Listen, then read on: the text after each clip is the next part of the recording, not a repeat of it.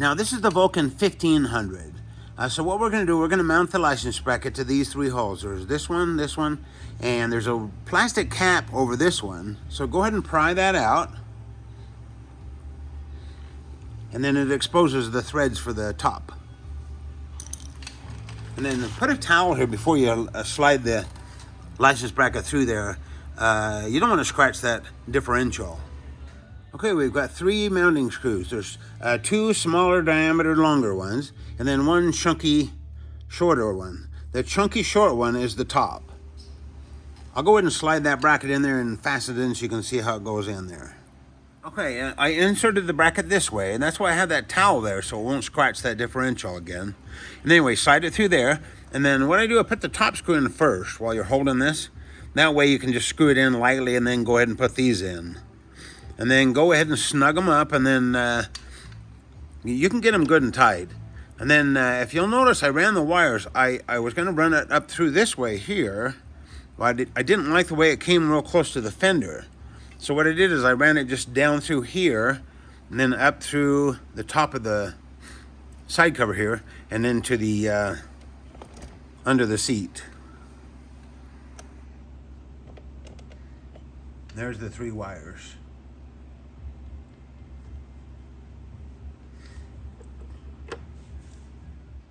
Okay, on the Vulcan 1500 rear signal brackets, what we do to start with, we feed these wires through. These 7-inch rubber hoses that we give you. A little bit of Windex or some kind of a soap, spray down in there, makes them slide through a lot better. What you do is you do one at a time. You do one till the end comes out, do the other till the end comes out, and then the third one. Anyway, go ahead and do that to both. Now you notice we want the flat side up on these signal lights. So we're going to mount these to the brackets. Now it's real easy to put it in there. Just back the nut and the lock washer off. Slide the wires through that slot. Push the threads through. Then go ahead and put the nut and the washer on. I went ahead and snugged these up. You can still have them a little loose so the light will rotate just a little bit, because we're going to have to adjust that when we get it on the bike. So leave those just a little bit loose. Then run your tubing up against the nut, and then wire tie it under the bracket like that. It'll look a lot nicer than to have it just a bare metal and wire showing. Go ahead and do that to both. Then we'll put them on the bike. Now this is really important.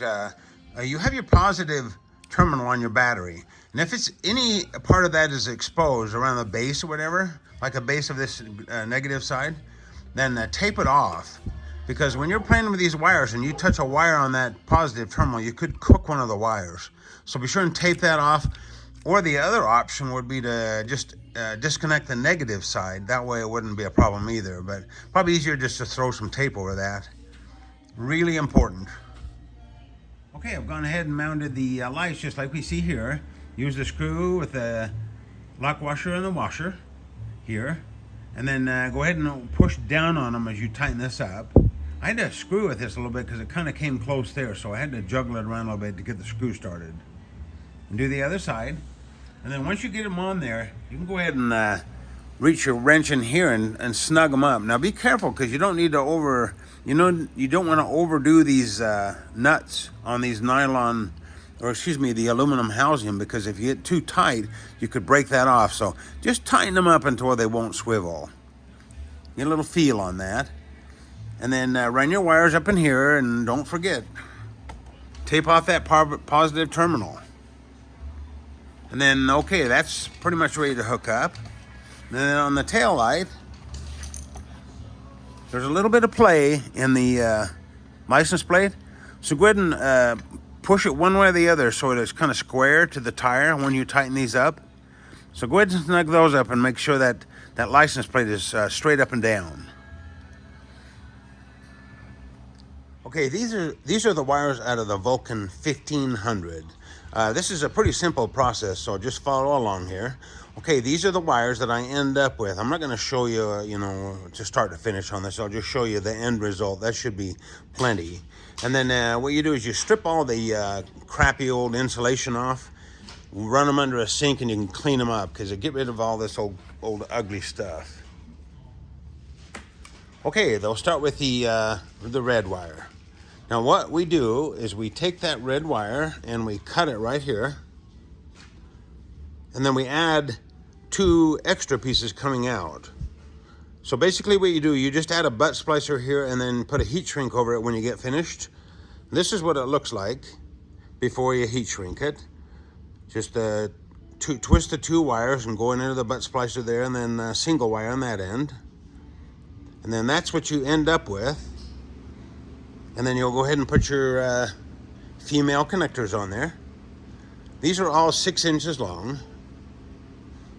Okay, on the black with yellow stripe, what I did on this, I was going to have you just twist both wires into one connector, but I don't like that because there's too much wire going into the female connector. So what I did is cut one off and then just put a little piece of heat shrink on it like that. That'll seal that end so it doesn't touch something. And then the same thing with the blue wire. We'll do the same thing, just kind of cut that wire and heat shrink it. So you have just one wire going into the connector. And then these 2, obviously, you just put the female connectors on. So these are all 6 inches long. You'll use your supplied heat shrink. This is really nice stuff too. It has an adhesive inside. So once you put it on there, it's there to stay. So make those up just like that. 6 inches long, approximate. And then we'll continue on. Oh, we'll also include a picture of this in your kit so you can help you look at it on a paper. Now it's the moment of truth on this wiring. I like this part of it. A lot of people hate it.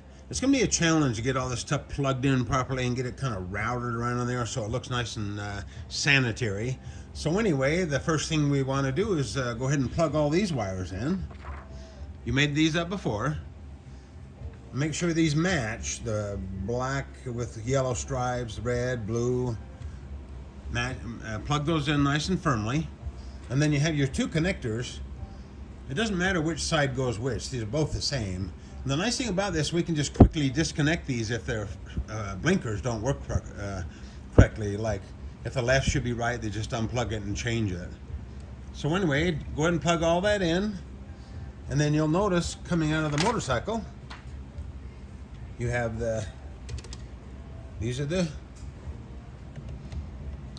there's marble in the background. You have the wires coming out of the signal lights on both sides. And then you have the wires for the tail light here. And there's 2 extra wires on this harness. I wouldn't worry about this. For right now, I'm going to shove them down there between the battery. So those are the ones we're going to deal with. And what I'm going to do, I'm going to send you a piece of paper to show you which wires plug into which one on the lights. The most important wires on this are the grounds. I'm going to show those first. The grounds are the most important.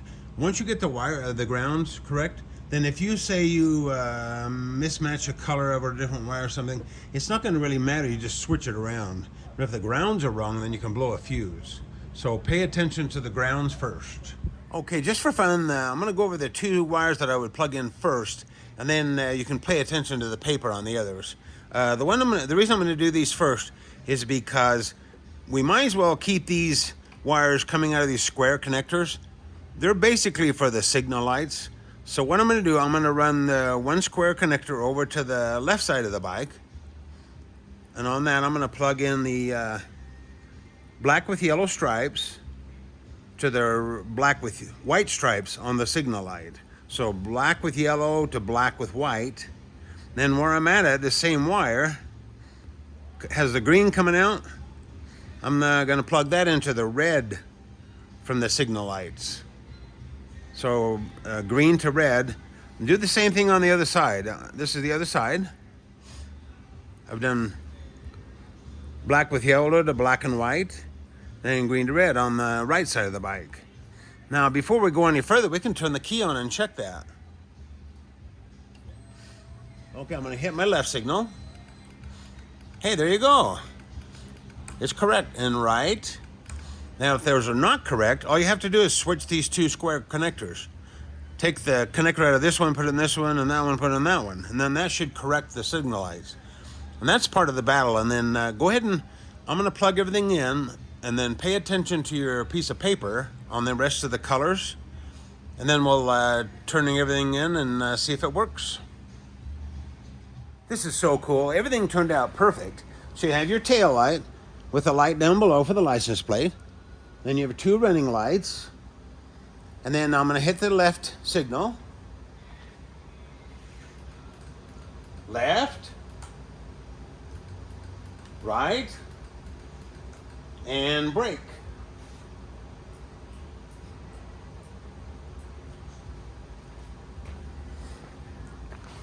Perfect. Now all we need to do is just tuck in those wires and then we're ready to do the front lights.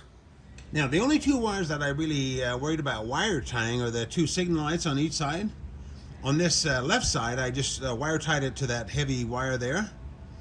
And then on the right side I just wire tied it to that cable down there. You want to do that probably to keep these straight, so when you look from the back of the bike through here you won't see a bunch of ugly wires. So do that. And then the rest of them, I just kind of wound them around here and kind of just set them down in. They just kind of wound in perfect.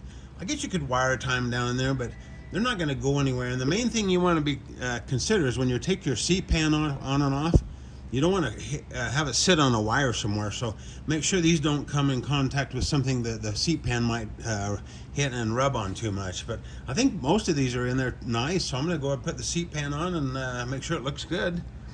And then go ahead and double check all of these connections. Make sure they're nice and tight. You won't have wiring problems in the future if you do this correctly the first time. I think that's it. We're going to go to the front